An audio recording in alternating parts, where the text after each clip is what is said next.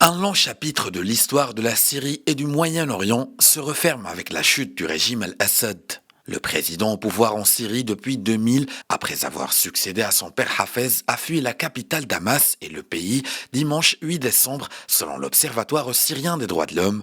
Son départ acte la conquête du pays par la coalition menée par Hayat Tahrir al-Sham, ancienne branche d'Al-Qaïda en Syrie, et signe probablement la fin du régime. Depuis plusieurs jours, les rebelles multipliaient les avancées. Tout s'est accéléré samedi 7 décembre, puis dans la nuit du samedi au dimanche. L'armée syrienne s'est retirée de l'aéroport de Damas après la fuite de Bachar al-Assad et quelques minutes avant que les rebelles affirment être entrés dans la capitale. Si le président syrien n'a pas encore réagi, ce n'est pas le cas de son premier ministre Mohamed Ghazi el-Jalali qui se dit prêt à la coopération avec tout nouveau leadership que choisira le peuple syrien.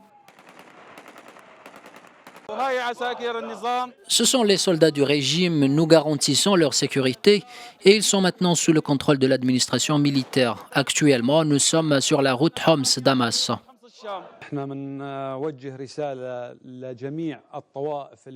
Nous envoyons un message à toutes les communautés de Syrie. Nous leur disons que la Syrie est pour tout le monde, sans exception.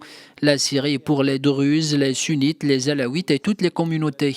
Nous ne traiterons pas les gens comme l'a fait la famille Assad. Notre bonheur est immense. Grâce à Dieu, nous n'avons pas de pertes et personne n'a fait de mal à personne. Nous sommes simplement heureux de cette victoire. Nous sommes également heureux pour les prisonniers qui ont été libérés après des années d'enfermement. Que Dieu les protège et leur accorde la victoire.